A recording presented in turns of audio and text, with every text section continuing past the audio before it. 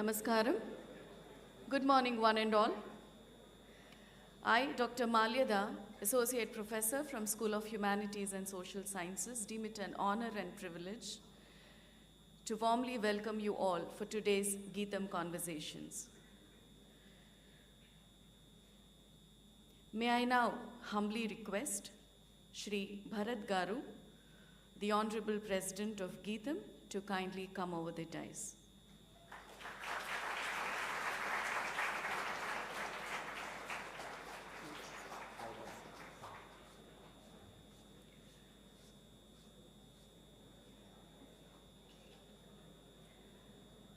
I warmly welcome Padma Shri Dr. B.V.R. Reddy Garu, Founder Chairman, Cyient, to kindly come over the dais.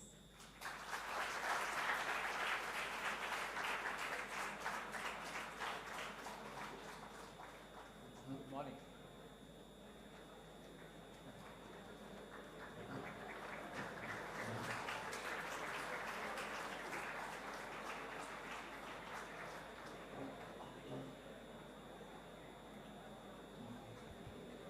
Thank you, sir. I now request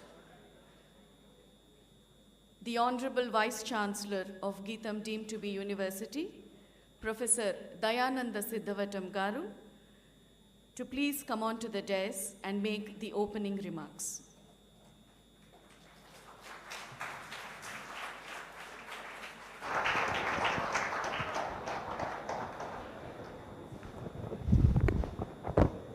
Very good morning to you all.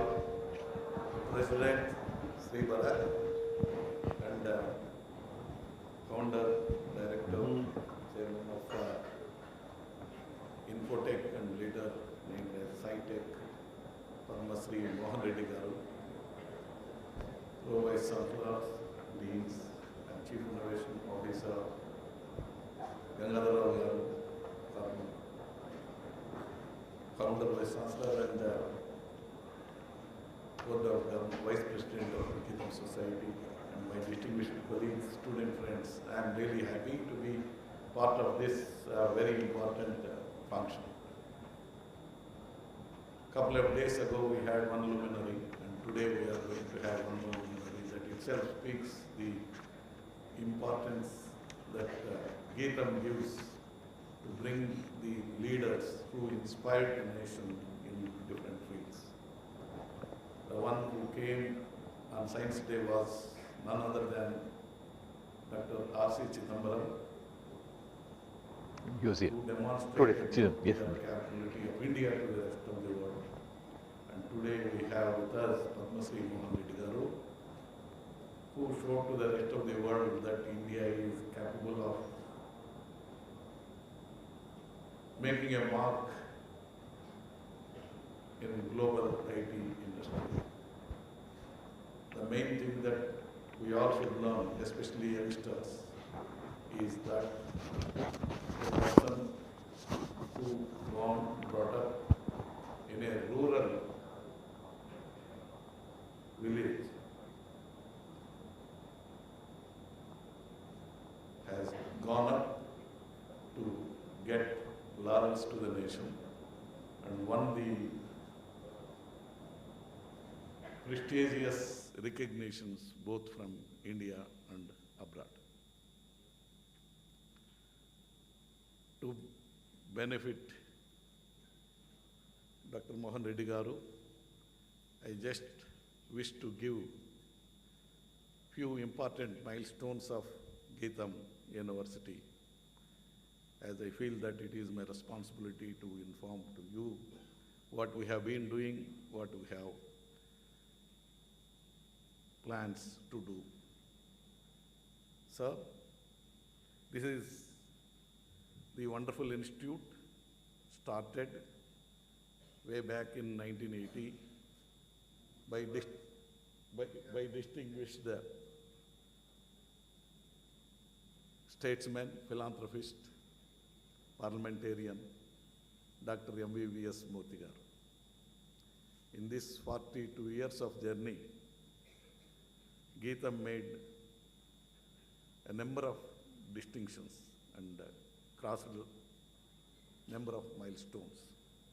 Started as a teaching university, institute, and became deemed to be university, and became a multidisciplinary university. I am very proud to say, among private universities, GITAM is the one which has all disciplines, including humanities, social sciences, engineering, medical sciences, pharmacy, etc. You name any discipline, GITAM has in its campuses. We have nearly 1,700 faculty. Among them are many distinguished faculty members who became fellows of all three academies, won the J.C. Bose National Fellowships, and also pursued their postdocs and higher studies after securing prestigious fellowships like Humboldt, Fulbright are among the faculty. And we have 27,000 students, 400 from across different nations, 40 different nations.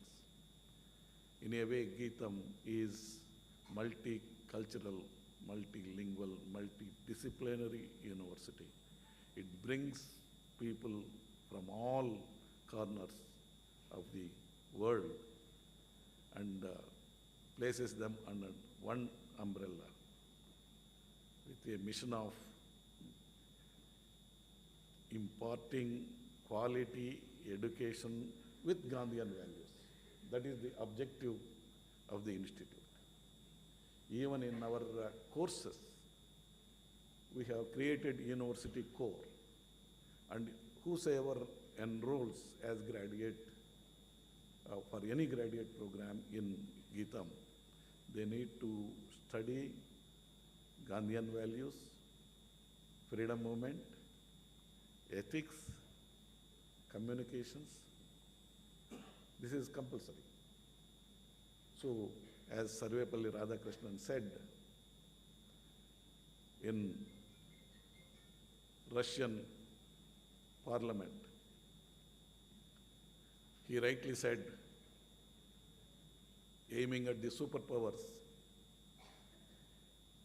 you train your students and teach them how to fly rockets and how to swim like fish, because at that point of time, submarines and Star Wars were the buzzwords. And in India, we train our students how to behave like humans. So this is the principle, this is the guiding spirit GITAM has.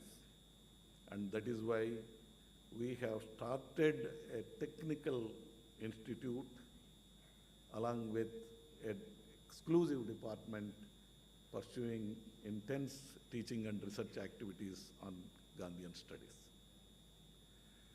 We have set our goals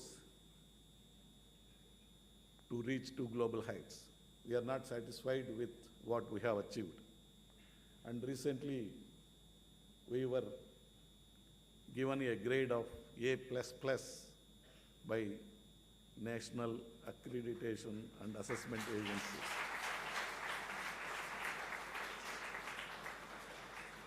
And the moment of joy was just for a day.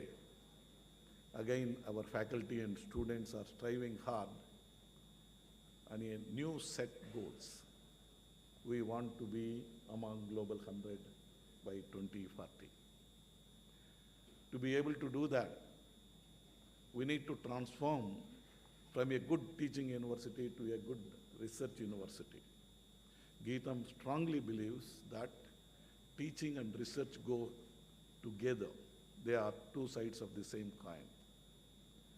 You can be only a lecturer if you keep teaching what all that you were teaching when you joined as a lecturer.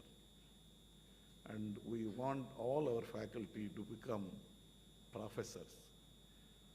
The element of prophecy comes only through intense persuasion of knowledge or understanding the truth. Research is nothing but knowing more and more about less and less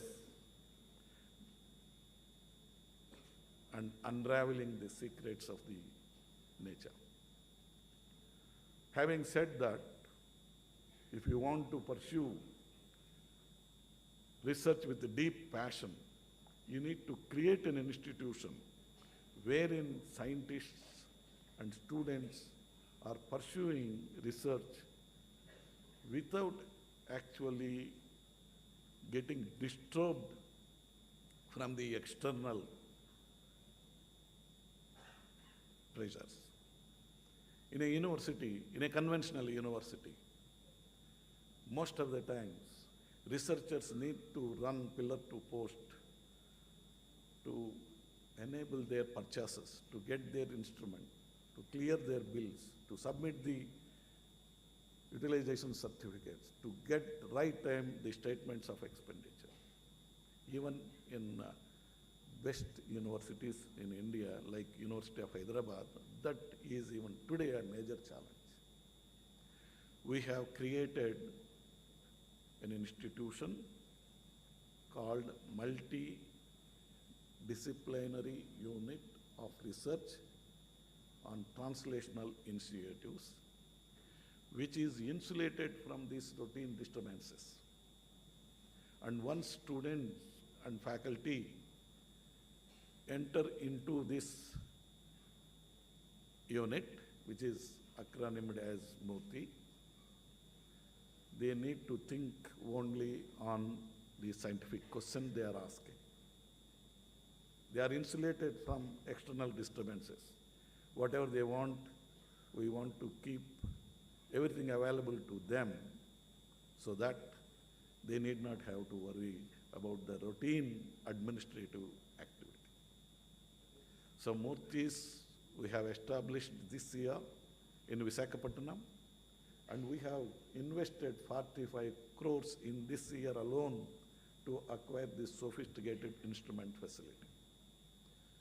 We have placed orders for NMR 500 megahertz and LC-MS and QTOF, electron microscopes and X-ray diffraction units, which I am proud to say is a luxury for any conventional universities working in India, both in private and public sector. And we wish to have Murtis across all 3 campuses of GITAM. We wish to collaborate with national, international institutions to make cutting-edge research possible in a conventional university. GITAM is the right platform because we have all the disciplines including medicine, dentistry, pharmacy, science, engineering, humanities, business, and we wish to attack a complex problems, bringing the expertise from all these disciplines. And such multidisciplinary approach, we are firmly believing to yield a very fruitful and translational goals, a reality. With this brief introduction about GITAM, I request my students to take this opportunity to interact with a person who established a software company of international repute. And maybe about 30, 40 years ago, he was like you, sitting in audience. And he became a role model and rose up to the level of a global leader. Learn from him, read his book, And if some of you are inspired and transformed into an entrepreneur, that is going to catalyze the conversion of otherwise service-oriented agrarian economy of this country into a knowledge-based economy, which is a dream of everyone ruling this country. Thank you very much for giving this wonderful opportunity.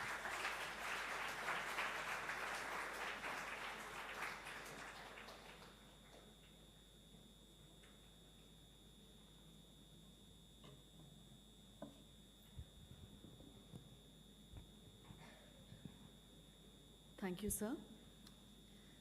I truly deem it a privilege to read a few lines about our guest, Padma Shri Dr. B.V.R. Mohan Reddy Garu.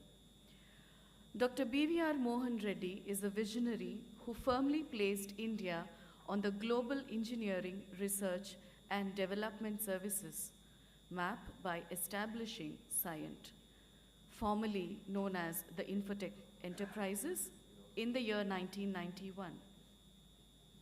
He went on to create the Engineered in India brand and led Cyient to contribute over $6.5 billion in cumulative exports from India to several global clients, including Fortune 100 companies.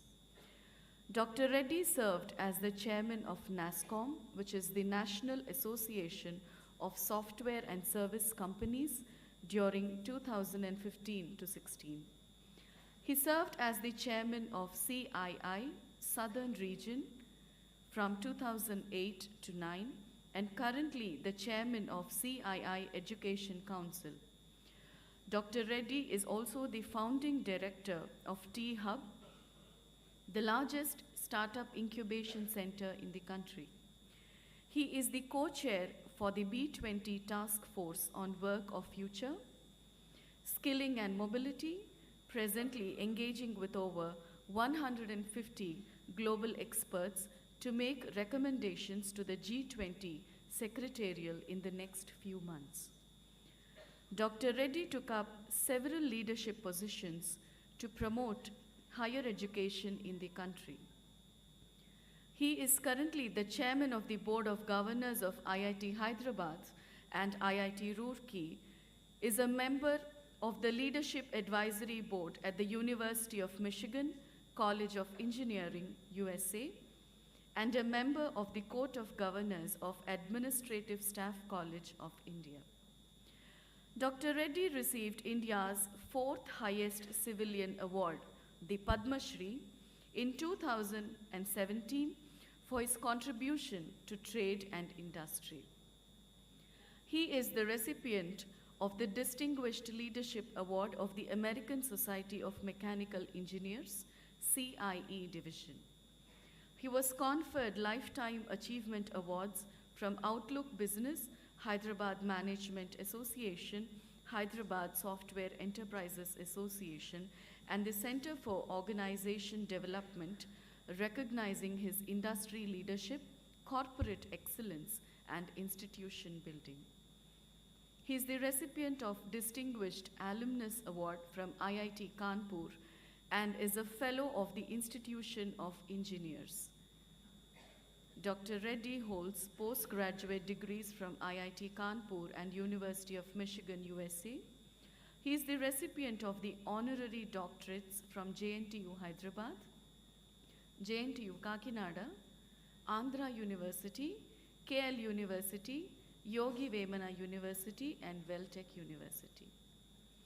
He recently released his debut book, Engineered in India, From Dreams to Billion-Dollar Cyient. On this note, may I request Shri Bharat Garu, the Honorable President of GITAM, and Dr.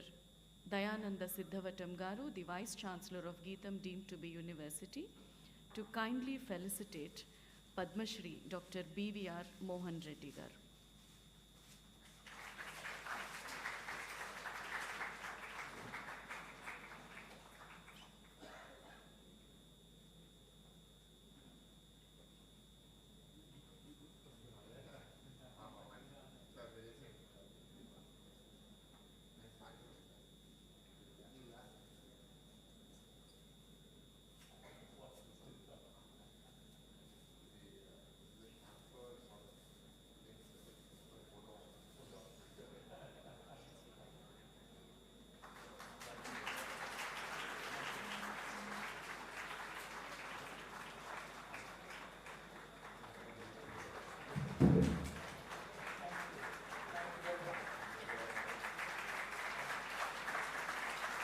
Thank you. Thank you, Bharat. Oh, sir. We'll take this off. Yeah. Just a little. Can we begin? We can begin? Hello? Is this mic panjastunda? No? Hello? Can everyone hear me? My natural voice or the mic? Okay, no, it's the mic. It's a very long introduction, so I don't need to introduce No, I didn't. Mohan Reddy again. He's a close family friend and his son is a good friend, Krishna. So we'll get into the discussion, and I want this to be interactive, and that's why we've set it up like Sure, this. Bharat. So maybe some opening comments about the book for about 5 to 7 minutes, and then I'll ask some questions, and then however long you feel the opening comments should be. Sure. And then sure. we'll get into the audience because interaction will be great. Thank you, Bharat. So good morning to all of you. Can you hear me? Yes, thank you. Let me at the outset thank Shri Bharat and Shri Dayananda Garu for inviting me here. It's been about 20 years since I came into your campus, the last event I did. I did a few events before that. And in the interest of transparency, I need to disclose that I'm a good friend of Shri Bharat's grandfather, MVSSR Murthy Garu. It was very dear to us. His father is also a very, very dear friend of mine, Shri Ramarao Garu. So all of them, it's all like family. But more importantly, not because they're a part of my family, I'm saying this part of my extended family, but more importantly that I'm so impressed with the progress that I've seen the last 20 years at GITAM.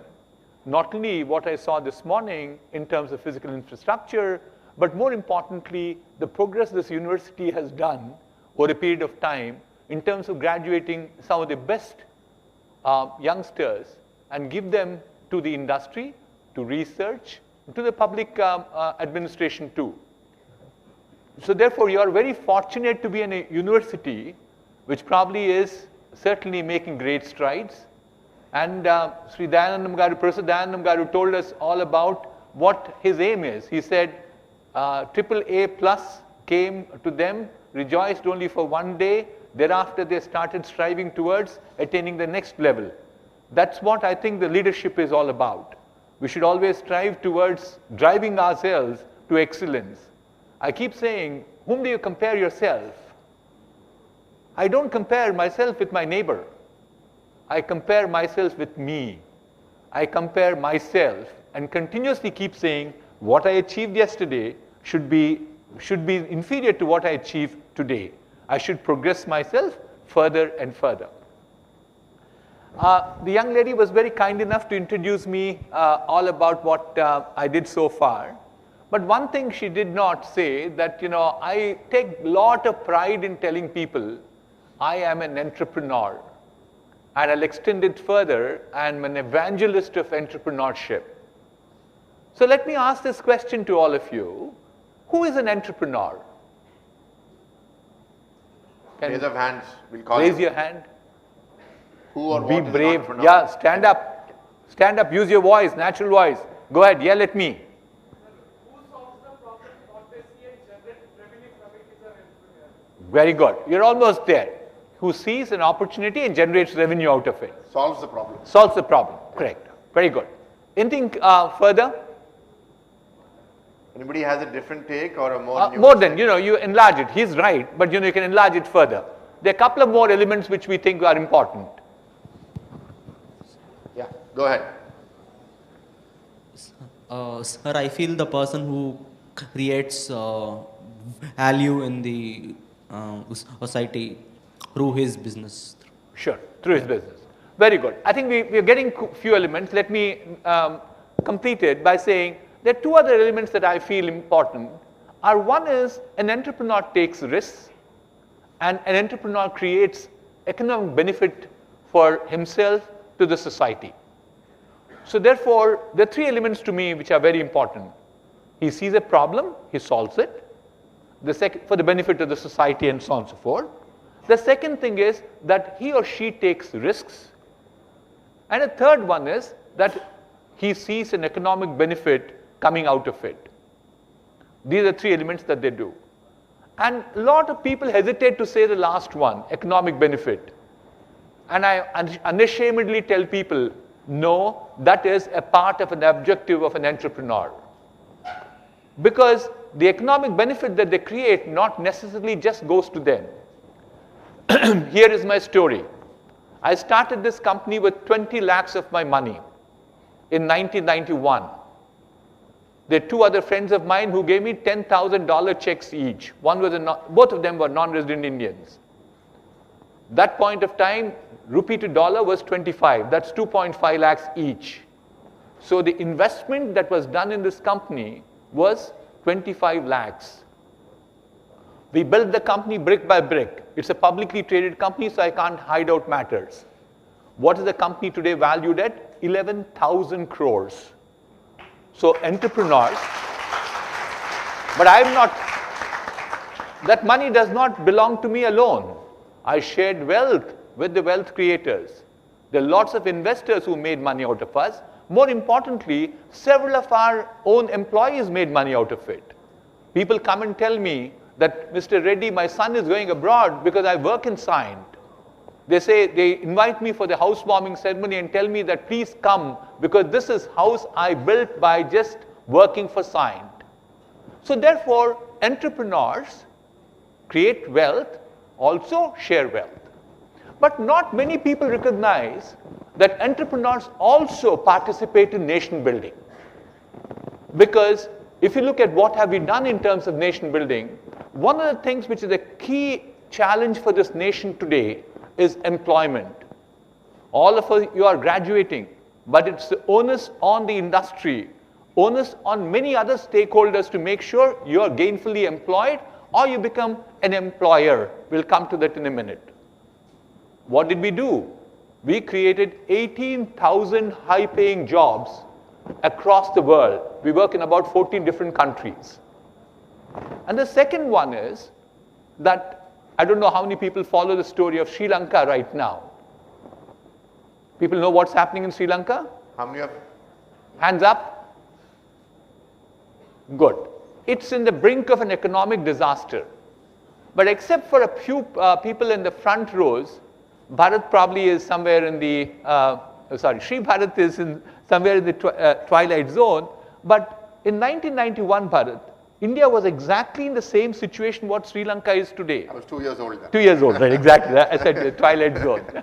So therefore, we were exactly in the same situation as what Sri Lanka was.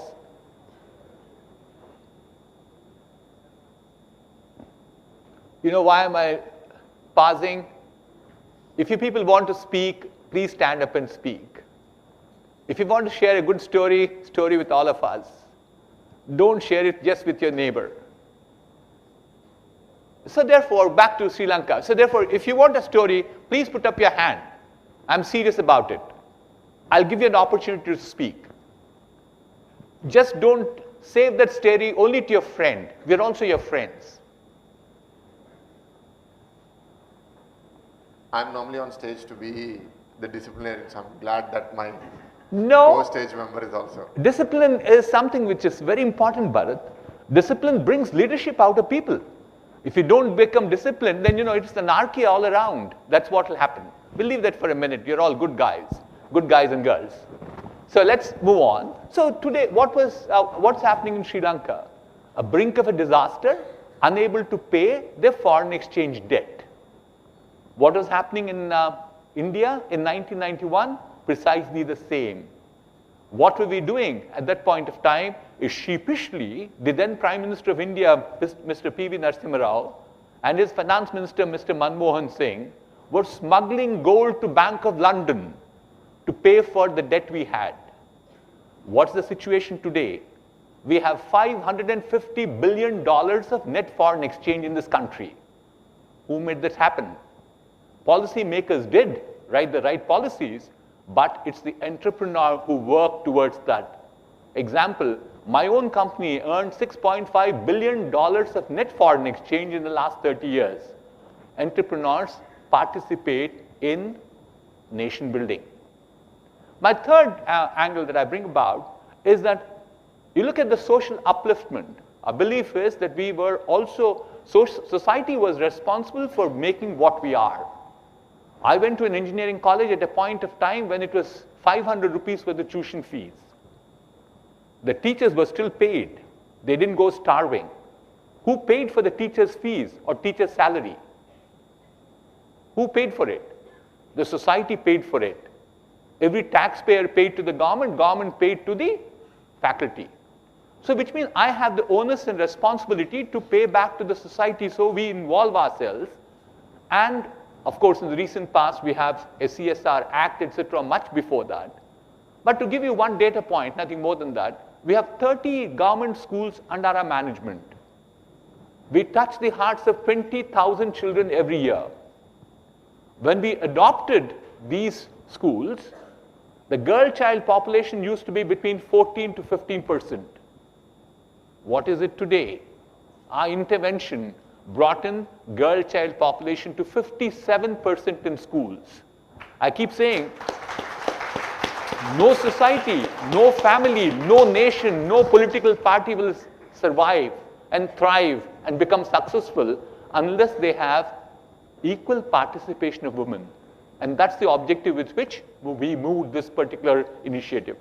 So therefore, let me complete that part of it by saying, entrepreneurs take a problem with a solution, take risks, want to make money, but they also participate in the nation building. So why am I so paranoid about this entrepreneurship, and I take all this effort of coming to you and speaking to you today?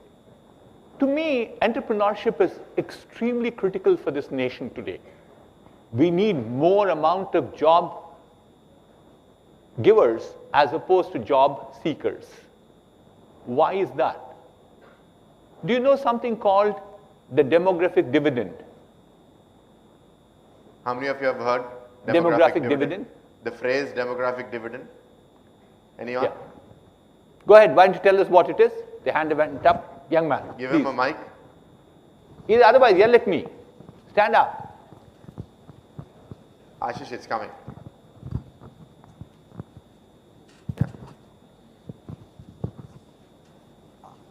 I don't know how far I'm right, but maybe it is the revenue which comes from the You're guessing. society. No, it's not nothing to do with the revenue. Sit down. But good, thank you very much for standing up. So what are the learnings that we have? We said we don't talk to friends.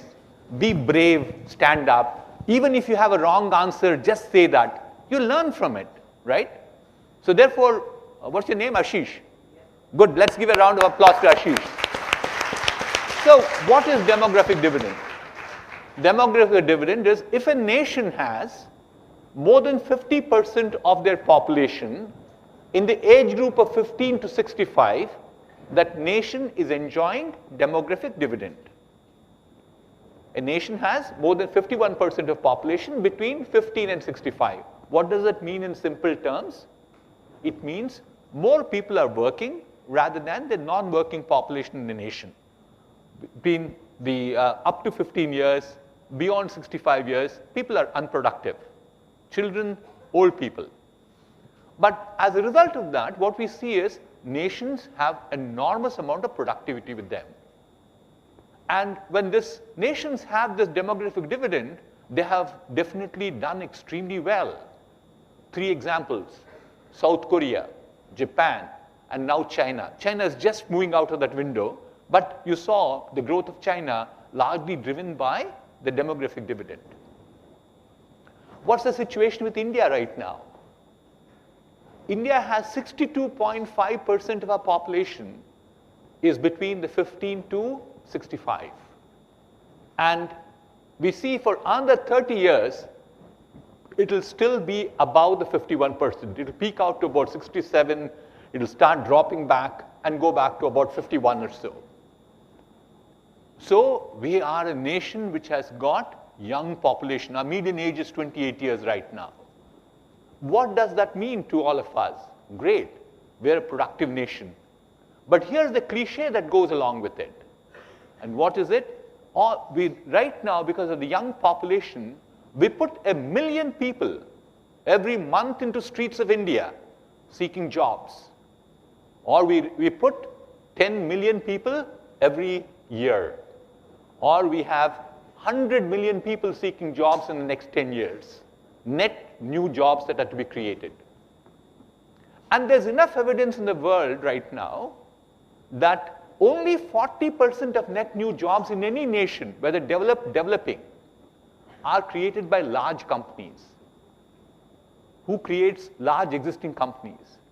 Who creates the rest of the 60%? It is the startups, small companies, and medium companies. So if we want to attain that number of making sure that we create that 10 million jobs every year, we got to make 50,000 startups a year. Otherwise, the demographic dividend, the reverse of it, we call it as demographic disaster will happen. So therefore, there's a need for this entrepreneurship. But couple that with something else. There's huge opportunity at this point of time. Where's the opportunity coming from? The technology is galloping at a pace never experienced by mankind so far. The acceleration that we have seen in the recent past, we never believed it. I belong to a situation when, and look at what, as a result of it, what changes have come by. After paying for the phone, I waited for 7 years to get a landline connected in my house. This was 1980s. Now tell me, is there a single person in this room doesn't have a phone? Anyone who doesn't have a phone, raise your hand. Please be brave. See, everybody has a phone today. From a situation where we waited for 7 years to get a phone. How many of you have 2 phones with you? Yeah, that's good. So look at it. People can now afford, I'm sure many of you have 2 phones. And because they're twin SIM or whatever it is. But that's the change that has happened because of technology. We are in a position to get the communication so well that we are in a position to get so many facilities. But more importantly, what we see is this technology has become very disruptive. How many people are from computer science? What is Moore's law?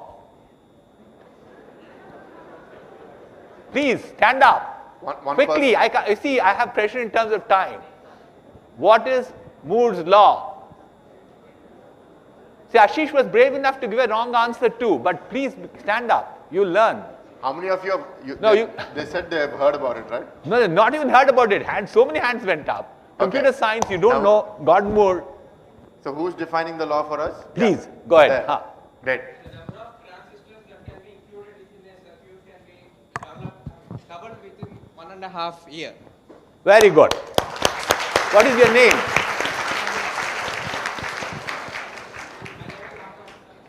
Akash. Akash. Thank you, Akash. Akash almost was there. He said part of the answer. Not only Gordon Moore said, number of transistors will double itself every 18 months. But as a result of that, Gordon Moore also said, computers will become faster twice.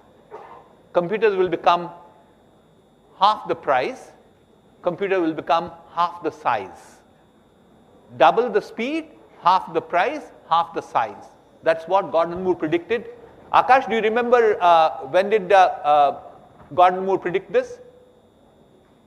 Probably in 1980. No, he was in close. 1976 is when he predicted. So people went back to say, is Gordon Moore right or wrong? 30 years later, they went to test this out. And they said, he's wrong.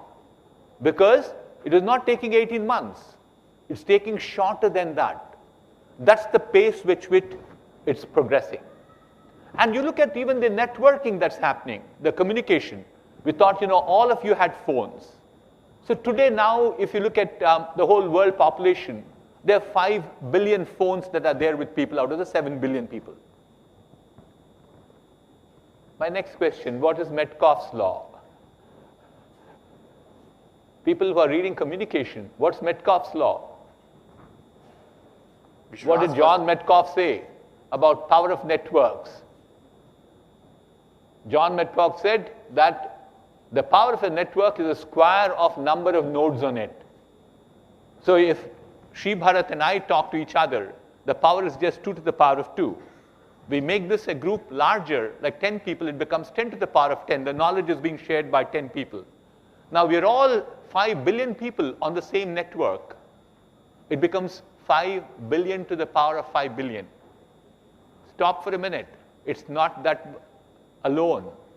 Right now, if you look at it, there are also 15 billion things which are connected on the same network.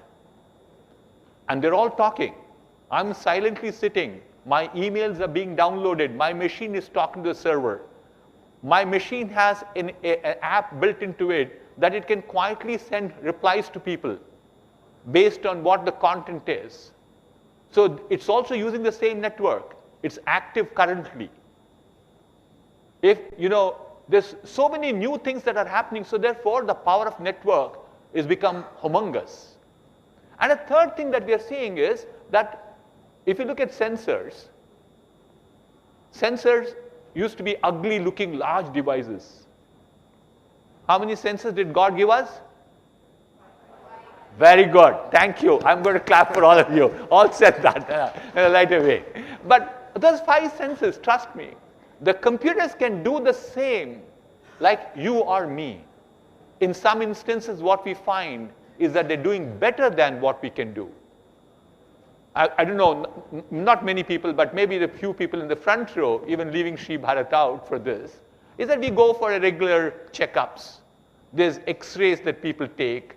And then, this x-rays, then the doctor will look at it, put a light, put the x-ray in front of it and say, oh yeah, clean, go away. Trust me, if you give it to a computer, it can see better than a doctor. It can see 1 year ahead of the doctor. If there's a lesion on the lung, a computer sees 1 year ahead of a naked eye, just not the doctor. So the result is, what is happening right now is these sensors are creating enormous amount of new information. They're detecting and creating information. Actually, today what we believe is there's nuisance of information to us. And that's how you start now putting an edge on a sensor to selectively bring information. And this whole ocean of data that's coming in, information to us, you apply algorithms, it becomes AI. And a combination of these 4 factors I talked about, computers, communication, sensors, and AI, is creating disruption in every field you can think about. Whether it is agriculture, it's healthcare, it's logistics, it's education. I can give you an example of education. Whom do teachers teach? I'm very honest about it. They teach to the front benches of the class. They don't teach for the whole class. So therefore, what happens is that the backbenchers are not getting enough attention from the teacher. I make a very generalistic thing. There could be specific teachers who do much better job than what I said. But now there are AI algorithms which are running on education platforms where I can give specific inputs to a specific student. It's basically personalized learning. I can create content based on your capability. So as a result of that, opportunities are plenty. What am I trying to derive is that because of technology shifts, opportunities are plenty. The second one is we also live in a world which is now we're looking a little backwards from globalization. So India announced Atmanirbhar Bharat. You look at what happened to the Indian ecosystem right now is dramatic improvement. There's a story I write in my book, what used to happen in the 1990s. Everything that we imported, we used to go to Delhi for getting a license, it was called. That's why those days it was called License Raj. There used to be a department called DGTD, Director General of Technology Development. Neither he knew what technology was nor what development was. He was the big boss, he used to sign the documents. He used to have 2 chairs outside his room. One had 4 legs and the other had 3 legs. The 4-leg chair was reserved for the peon of the office. So the visitors like me had to sit on a 3-leg chair. You know how difficult it is. So how do you do it? You push it against the wall and somehow manage to sit. More interestingly, not belittling the peon used to smoke something called a BD. People are familiar with what a BD is? Yes. Do people smoke BD? No, they don't.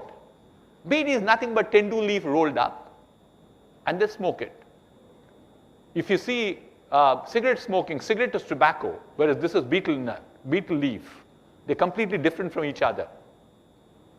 And cigarette smoking says it's injurious to health. But I keep saying betel leaf is injurious to health immediately because the whole smell is so nauseating, you throw up thereafter. That was the situation where we used to wait for 3 hours, waiting with the peon for our files to get signed. What do you have in life today? I have unwritten law with any government department that I work. Within 48 hours, I need a reply. And they do honor that. Ease of doing business has completely changed in this nation. So the opportunities are plenty. So therefore, you have a need, technology, and ecosystem. I don't know if people read this book from Malcolm Gladwell called The Outliers. He says 3 factors are the key reasons for success of people. I mentioned this in my book too. And one is that is the ecosystem. Ecosystem helps you to become successful. You have amazing ecosystem. So therefore, I'm here to evangelize entrepreneurship, encourage you, inspire you to tell stories about what entrepreneurship, which will start now, to become entrepreneurs, to become job creators. I'll stop there, Bharat. Thank you. Thank you very much for this description. I want to first understand the audience. How many engineers do we have here in the hall? Please raise your hands. Engineers, or okay. It's a technicality. If you're going to be an engineer, also raise your hand. Okay. How many management students do we have here? What's okay. that? How many science students do we have here? Good mix. Good mix. Great. How many social sciences and humanities students do we have here? Okay. How many of you want to be entrepreneurs? Reasonably good. Good. Thank you. And now my last question before I go to Mohan Reddy Garu. How many of you have read a long form book, fiction or non-fiction, that is greater than 150 pages in the last 1 year? Raise of hands. Be truthful. Fiction or non-fiction? Fiction or non-fiction. Either or. So that's about 20 people, 25 people. What? Yeah, counting here. Okay, students, can we get back to single voice in the room, please? Right. So Mohan Reddy Garu started as an entrepreneur and he's shared his journey, and now he's sort of in the mode of giving back, helping educational institutions, skill development, all of this happen. So I think the challenge that our students face today is, you said AI. I don't know, how many of you have heard of or used ChatGPT? Wow, that's very good. Okay, now I'll ask you. How many of you have, go ahead, please. How many of you used for solving your problem through ChatGPT Sir, and submit them? No, but define problem, sir. So define the problem. If it is cheating on homework, that's one kind of definition. That's what I meant. Go ahead, Bharat, please. So,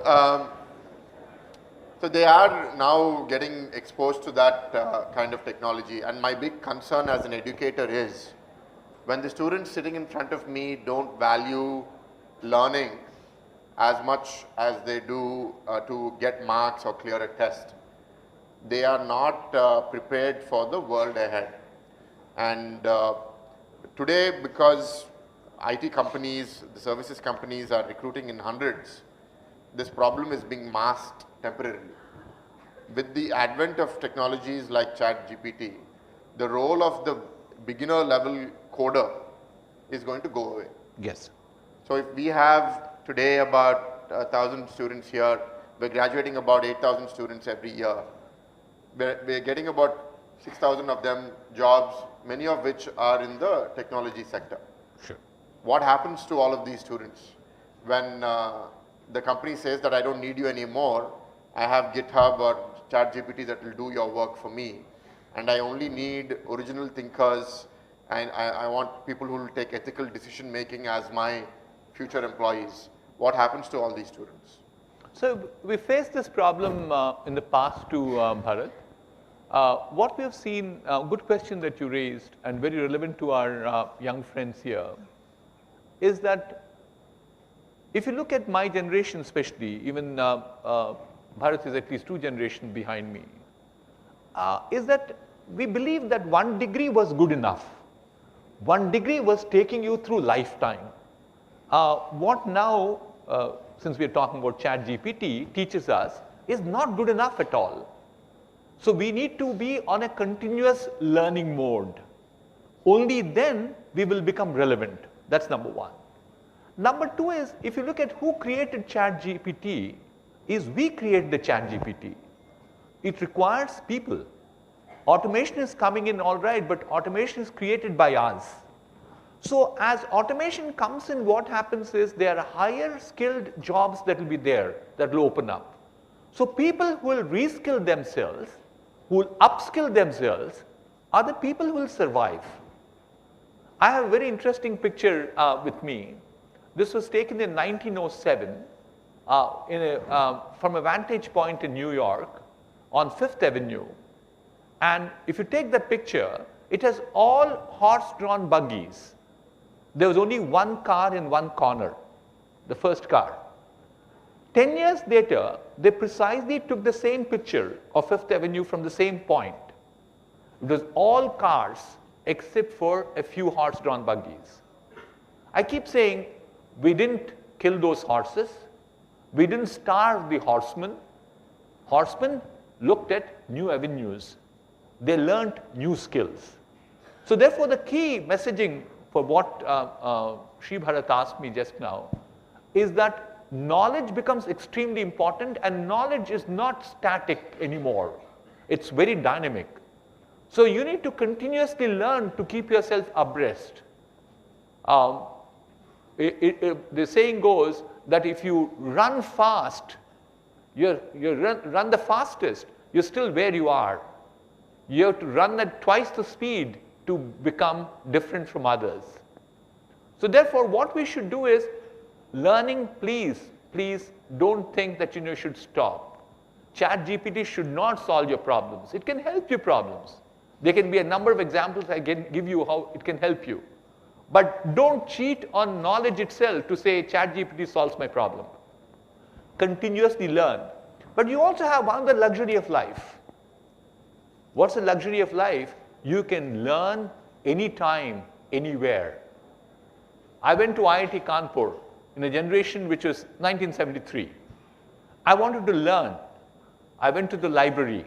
I didn't find the book. I went to the librarian. And she said, Mohan, you'll not find this book for next 6 weeks. I said, why? She said, I just gave it out. That's 2 weeks. There are 2 more people ahead of you on the queue. That's 4 more weeks. That's the 6 weeks. 6 weeks to get that book. The intent I had to learn. Think about the luxury of life you have, or I have for that matter. I even did some reading when I came to your campus this morning from the airport to here. So therefore, don't lose that opportunity. I'm not saying therefore become bookworms. Do the best in everything that you choose to be in. You have to be the best tennis player, the best chess player, go and do your drama, you go and sing, do whatever you like. But think about being nothing but the best. So my next question is building on the audience here. It's both the conscious and the subconscious problem that I see. The conscious is that whatever is happening in the world, the first thing is one has to be aware and has to care about it. If you see the students here, many of them probably are not even that aware of the risk that the future holds if you don't have a growth mindset. Absolutely. So that's the conscious risk, because how many of you are paying for your own education? How many of you, your parents or your family is paying for you?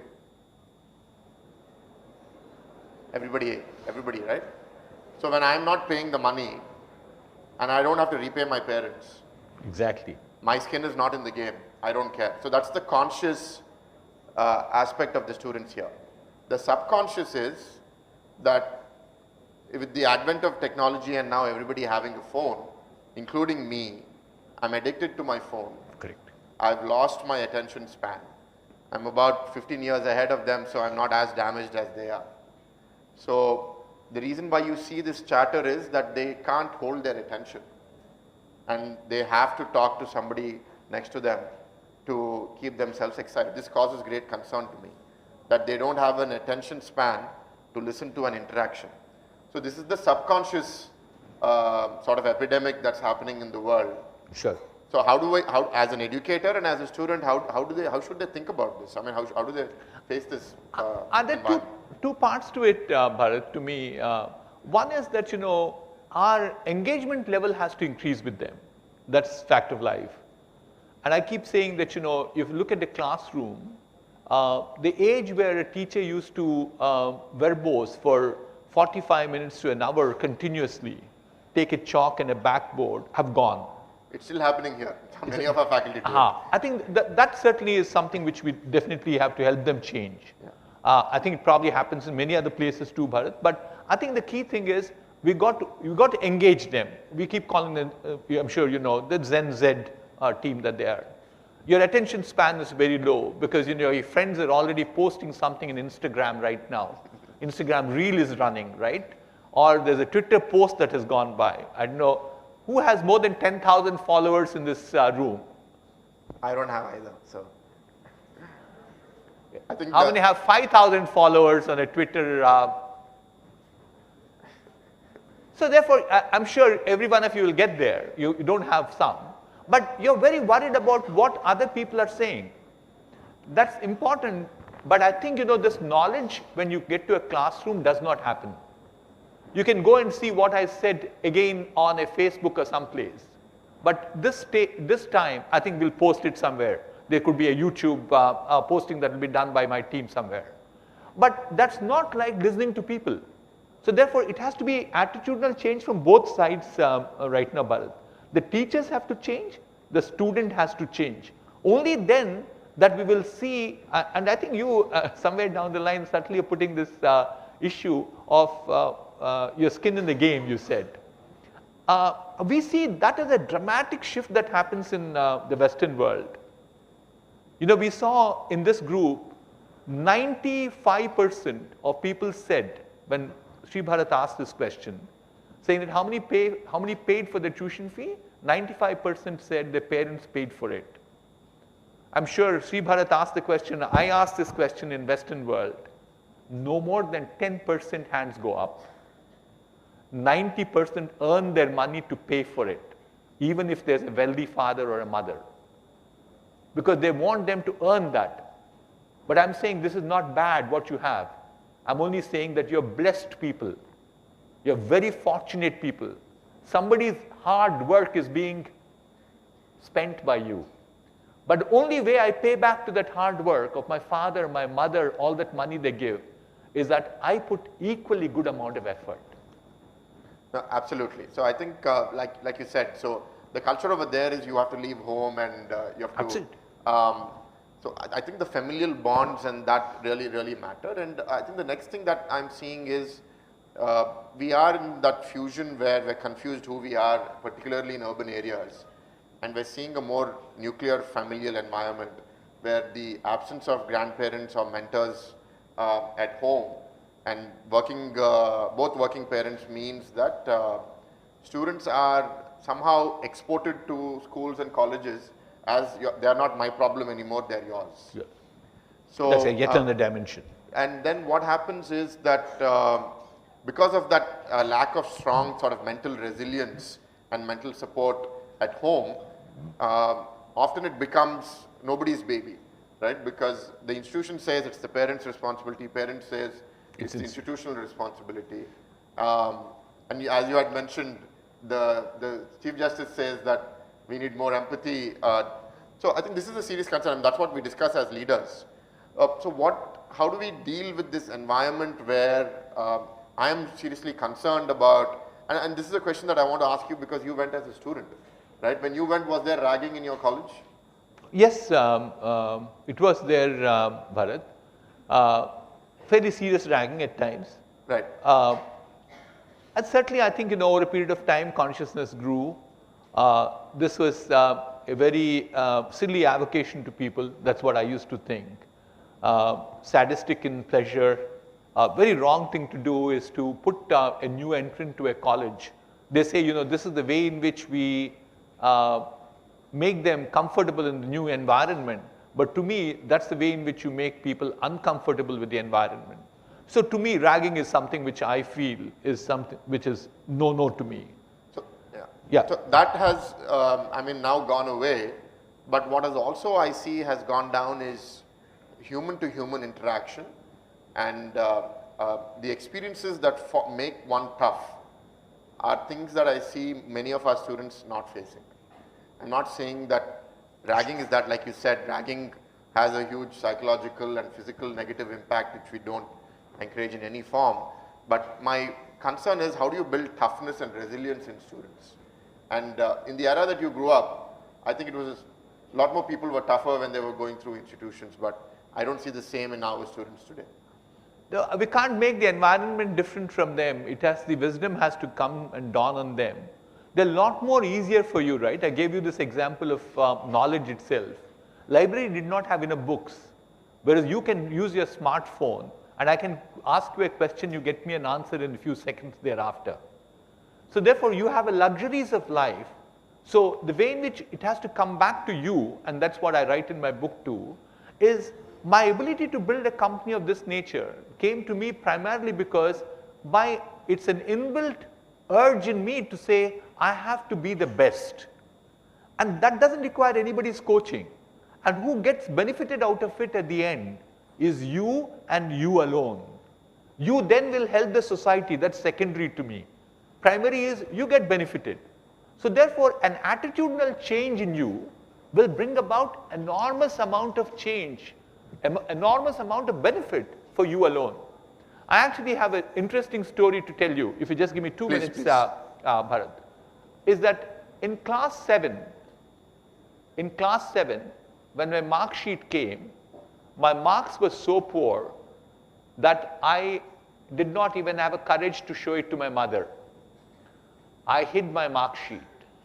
But you know how mothers are. Every mother, yours or mine, are very tough people, right?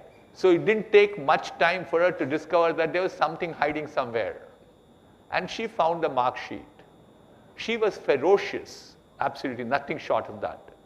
And she finally gave me a warning, which said that if I did not perform well in the next exam, the choice I had is to go to the village and join my paternal grandfather, who was a farmer. I used to go in the summer holidays, so I knew exactly how difficult a farmer's life was. Actually, in the village, we did not even have air conditioning, forget about a fan. And the result was, that was nightmarish to me. But she said something further than that. She said, I have a sister who is elder to me by a year, who became a medical doctor. She said, when a girl can come first in class, why not a boy? This is playing on the girl versus the boy syndrome. But now everybody, for us, last year out of 40 gold medals, 35 were women. I clap for them. That's what it is. But I'm sure now I think the time for the boys to do well thereafter. So this dawned on me saying that what is really wrong with me? And what was wrong with me was I wasn't hardworking at all. Very peripheral. I was in all superficial stuff in life. That's when I started saying I have to get better and better at life. I worked very hard in doing that. And what did I end up? By the time I graduated my engineering, I was a gold medalist. On a 5,000 marks, I had 4,735. So what does it happen? And then what did I do thereafter? I translated into business to say I have to perform. So here's the message for all of you. Here's the message for all of you. Even if an average guy like me could perform extraordinary in life, every one of you can do it. You have to have that belief in you. You have to have that attitudinal change saying that I will be the best. Work towards that, you will do it too. And I think the problem that you're saying is the same thing that's happening today. We have about the first 8 or 10 rows who we are talking to, who are looking at us and listening to us. But the back 7 or 8 rows, we are not doing justice to, because I don't see the same level of attention. So let's ask them to ask questions now, Bharat. Yeah, we'll get into the audience because, and especially those in the back. We left 3 clues in what we said. We want you to find those clues and ask us. I'm just joking. So, questions from the audience to our speaker, please. And we encourage people from the back to ask questions. Not that people in the front should not. Let's see, anybody has questions at all? First of all, be brave. We just need to get the first 2, 3 and then people will open up.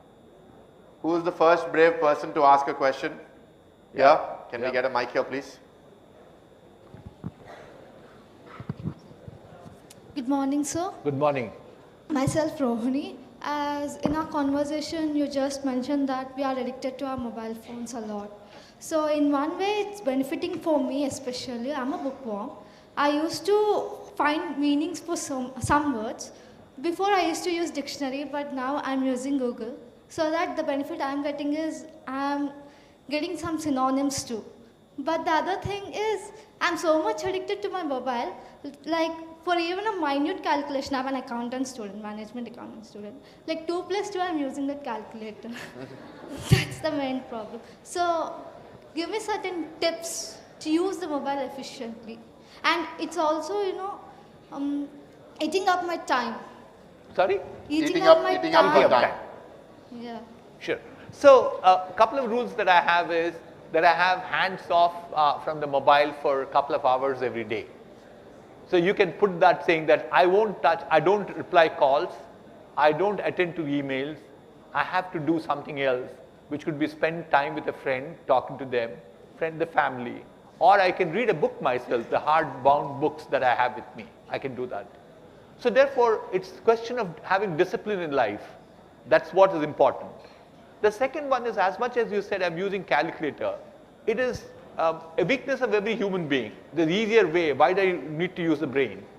But if you step back momentarily and think about it, is it benefiting me? So the change has to come within you.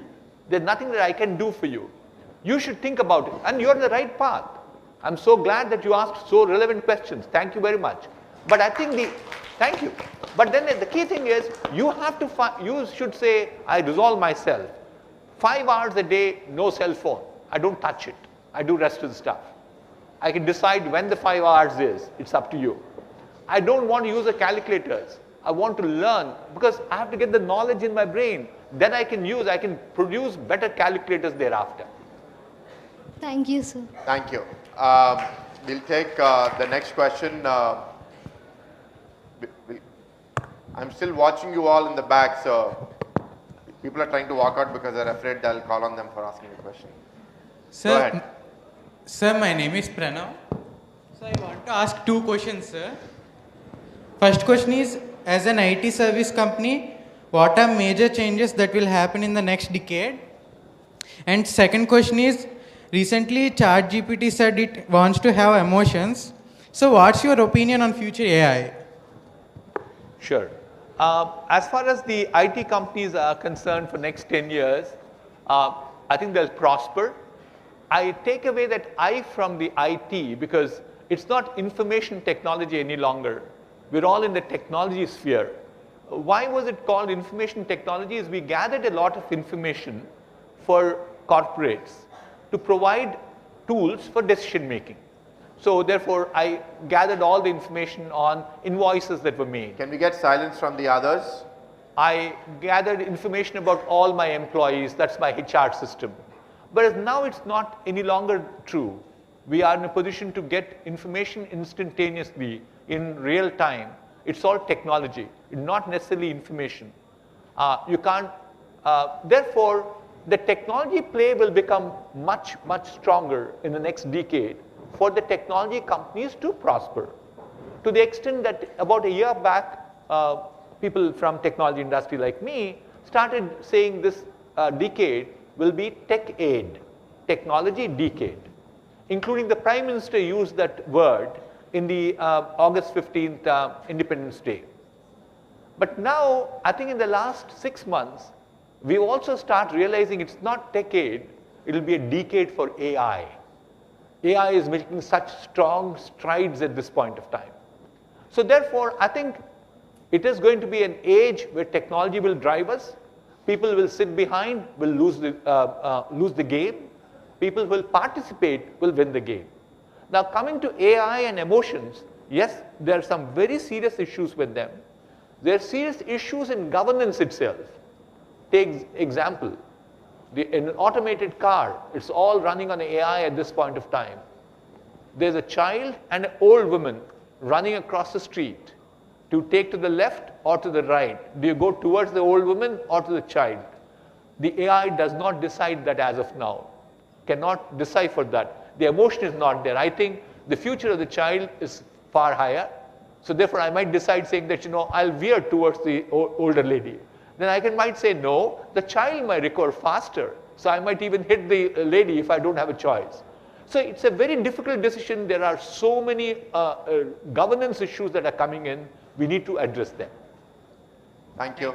Thank you for your question. I'm going to come to you, but I'm waiting on someone from the back to ask a question. Yes, the last in the corner over there. Give us 1 minute, yeah.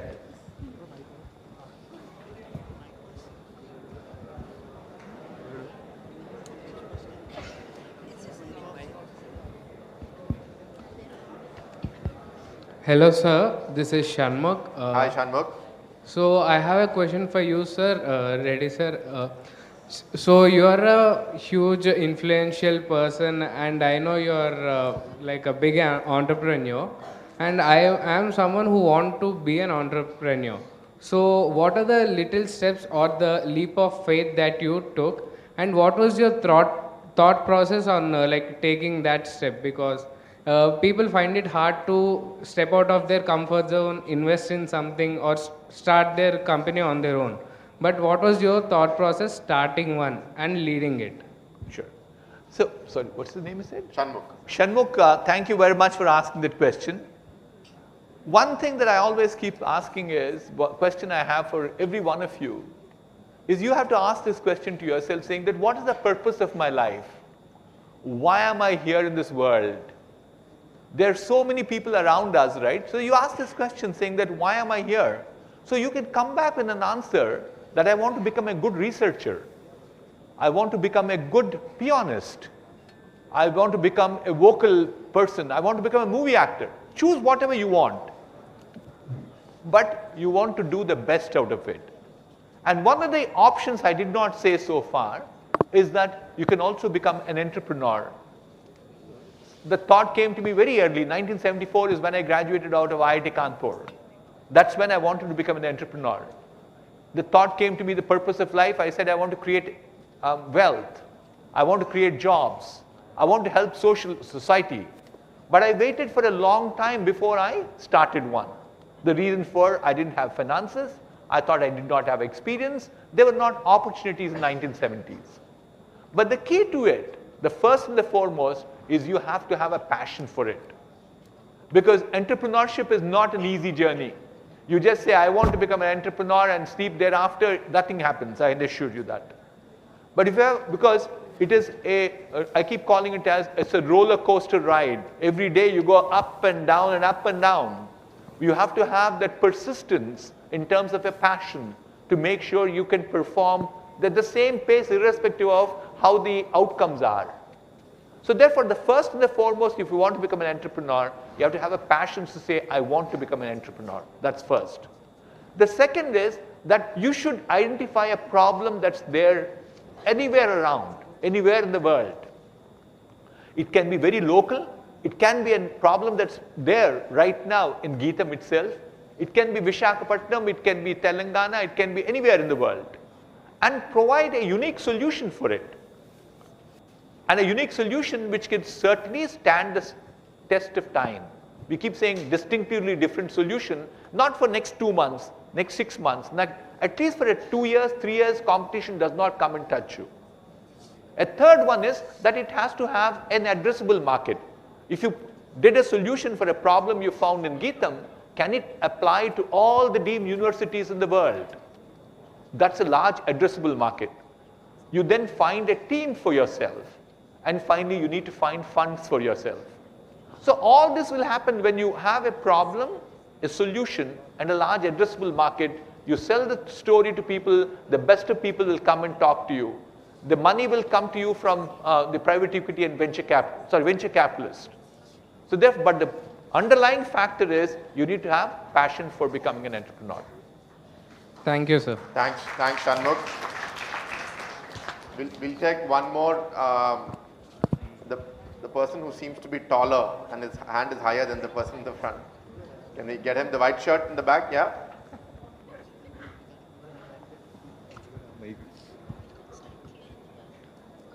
Sir, I'm Rohit. After becoming an entrepreneur, it's easy to incorporate one's company or a firm in CES, but it's very difficult like for us to incorporate our firm in a CES. How to face these kind of issues at start? I guess you might sure been faced these kind of issues at start. How did you face these, sir? Sorry, I missed when you... It's very difficult to, sorry, it's easy to speak from where you are, but it's very difficult to start something from scratch. How did you go about starting? I started from scratch. I'm not easy sitting here in the forum after earning what I have. I started with 4 engineers in my modest home on my dining table. That's where my story starts in 1992.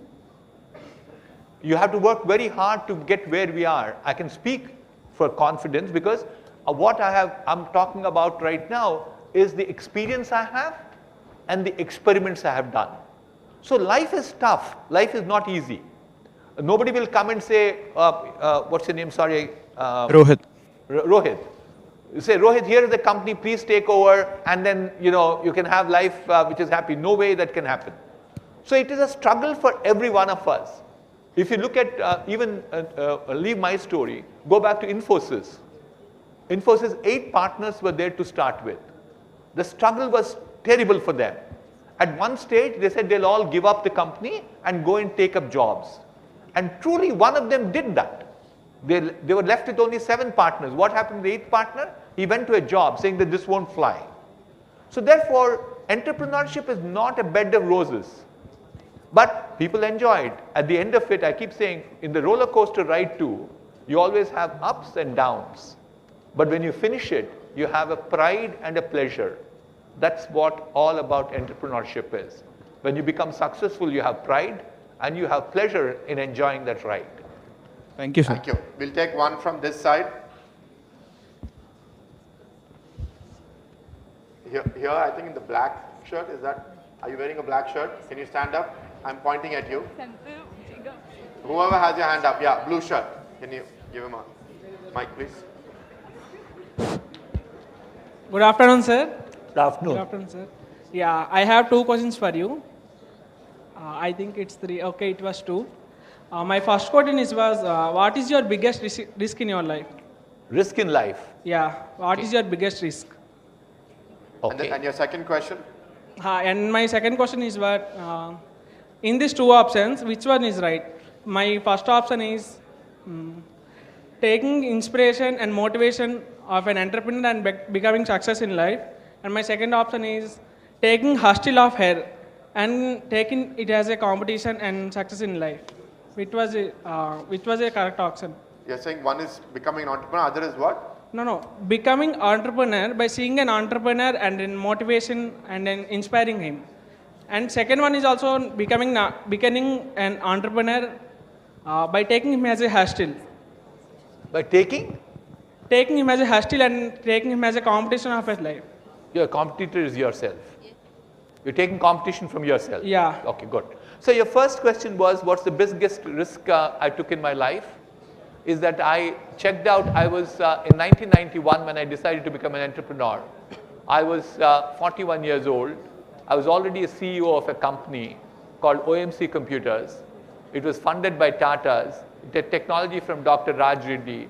Cushy job, 400 people working for me, 35 crores, 40 crores of revenue. Those days it was a lot of money. That was checking out of the job and trying to say, I'll start all afresh. I will clean my table. I wouldn't even have a office assistant. I will type my own emails. Is the biggest risk I did. Do you think it's risk enough? I think it was not the biggest risk. Throw away the job, come and become an entrepreneur. That's the risk I take. The second one is, both of them you said inspire from somebody else or compete yourself. Both have to be there. Inspiration from you can't say, I want to become Narayan Murthy and just follow Narayan Murthy all the time. I learn from Narayan Murthy and then imbibe that and compete myself saying that my objective is, can I become better than Narayan Murthy? Sir, for example, I have to take you as my inspiration, or I have to take you as my competition?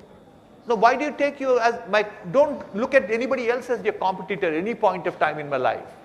I keep saying my competitor is myself. I compete against myself. So take the inspiration from me, saying that this man did well. Can I do something very similar? Yes. Every day I start looking at myself and saying, am I doing better than what I thought I will do? Don't say, Mohan Reddy did not do this, I'm going to go do this one. No, you will never, because you can't compete against 7 billion people. Some form or other, they'll come back to competition. So never compete against somebody, compete against yourself. Thank you, sir. So we'll come to the front. We'll take a faculty question. Can you please give her the mic, please?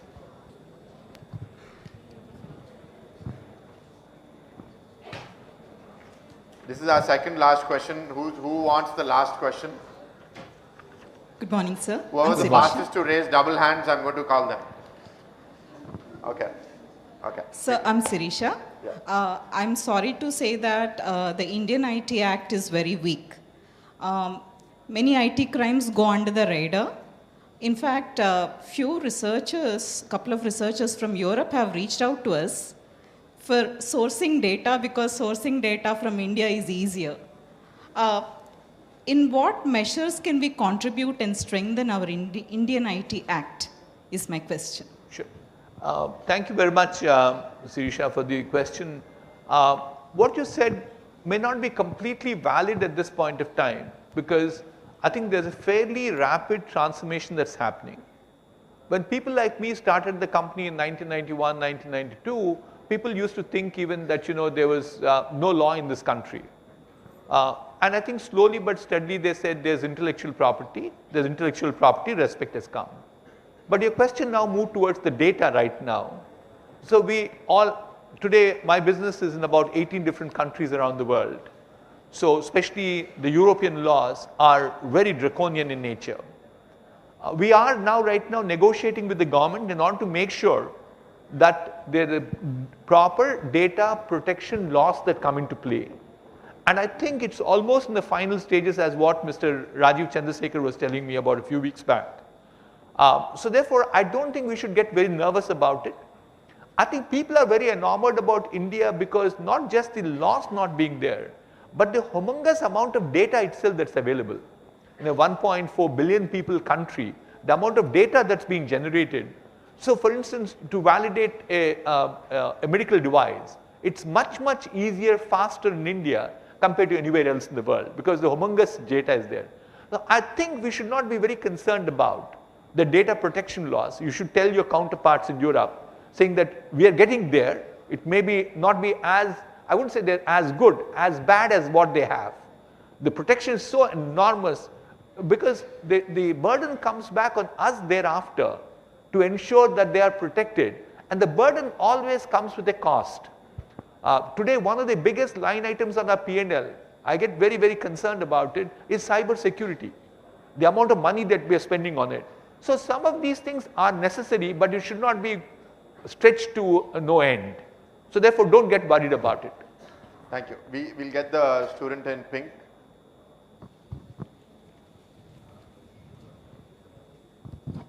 Good afternoon, sir. Good afternoon. I am Manohar. And I basically have 3 questions. You said an entrepreneur is a person who takes risk, right? I want you to differentiate between risk taking and foolishness. And the next question is, I am a pretty nerdy boy. Way back in the past, now I'm a complete extrovert. But I wanted to be an entrepreneur when I was 11. I'm now 17. So at that time, I used to have a good drive along with my friends, but most of them gave up because we were not able to convince the people around. Even now, I'm now unable to convince the people around, but I'm still going towards it. So how do you think should we try to convince the people around? Even if we say that the opinions of the other people matter, at least our parents should support, right? What's the third question? Yeah, my third question is basically related to the second one. So there are many companies that are doing layoffs, right? I am not unable to find the perfect reason for the layoffs. So what do you think is the reason for the layoffs now? Sure. Okay, the first question, what is foolishness and what's risk taking? I don't think, it requires somebody jumping from the 5th floor is foolishness, saying that I can glide down. But more importantly than that, in a serious note, if you want to now create a social networking platform like a Facebook, to me, that's a foolish decision because that's so mature market at this point of time. You wouldn't be in a position to compete with them. Nobody will actually come after you. You might have a great idea. You might say you're uniquely different, but you got to make sure that you make dent into that marketplace to get, say, now a billion users of the platform. It'll take your lifetime, whereas these guys will probably get to much higher levels. So therefore, what you do is be prudent enough to say, does my idea have appeal for people to be customers to me? That's a prudent decision. Foolishness, just go ahead and say, I compete with somebody, is what it is. The second one you said is, look, you wanted to be an entrepreneur, and people have dropped this, though you're at 17 at this point of time. I think underlying factor is your ability to sell your dream. That's what to me is very important. You have to convince others. And they may have an argument, but you have to have a counter argument to it. If you're convinced about your story, you're convinced that there's a merit in what you want to do, then you will convince others. It's a question of how do you sell the dream. When I started this company, I didn't have anybody to work for me. Why would they work? I probably had the title of a CEO of a company. I sold this dream. I sold the big dream. I also sold the concept saying that I'll give you some money too if the company succeeds. That's basically what we keep calling it as wealth sharing with wealth creators. Even today we do that. There's a scheme that's running in the company which is an RSU scheme, restricted stock options. For the top 100 leaders in the company, there's 60 crores of money on the table right now if they perform to the numbers that we have given to them in the next 3 years. So therefore, that's 60 lakhs per person, or probably at the lowest level, it goes to about 30 lakhs, going to about 3 crores. So you have to motivate them to join your story. To believe in your story, you say, I take risk, you take some risk and come back to me. And the third one, you said, layoffs you don't understand. Basically what happens in this world is that there's a lot of pressure for us to perform too. And perform in the sense that if you're a company, you got to show profits. Even if you don't show profits, you have a challenge with the business. Business is not coming as per plan. What's the choice you have? My biggest problem is, and I'm very vocal about it and open about it, I do layoffs too from time to time. With a simple reason that if I save a job, I might put 9 other people under risk. That's what will happen. Because you trust me, customers also will give business to people who are making money. If you're not making money, if you're a loss-making company, customer will never come back to you. So you got to make sure your investors are taken care of, your stock market is taken care of, your 9 jobs are protected. There are a maze of issues why layoffs happen. It's not that we have great pleasure in laying off people. It's an absolutely extremely difficult decision to make. But if there's no other choice, we do that. Thank you. Thank you everyone for your listening and your participation. Thank you. Yeah. Thank you, Mohan Reddy, Thank you, Shri B.V.R. for giving us your valuable time, and So my last comment, Bharat, with your permission, was please. putting all the strings together. My experience in for the last, I will disclose this. I'm 72 years old. I've been with the corporate world close to 50 years now. This 30 years especially of my life has been as an entrepreneur. So the story I wrote is not my biography. Don't think that you need to read my biography. It's a business biography of how to build a company. That's what I wrote. So if you have an opportunity, read the book. I have amazing reviews, whether it is a management, actually one of the best I can share with you is Dr. Y.V. Reddy wrote a message to me after he read the book. He said, Mohan, this is a master class in leadership. That's what he said. So please read the book and you'll get benefited. Thank you. Thank you, Bharat. Thank you for hosting me. Thank you, Mohan Reddy. There's a saying I heard, the biggest risk is not taking any risk at all in your life. Absolutely. So, Very well said. like that. Yeah, thank you.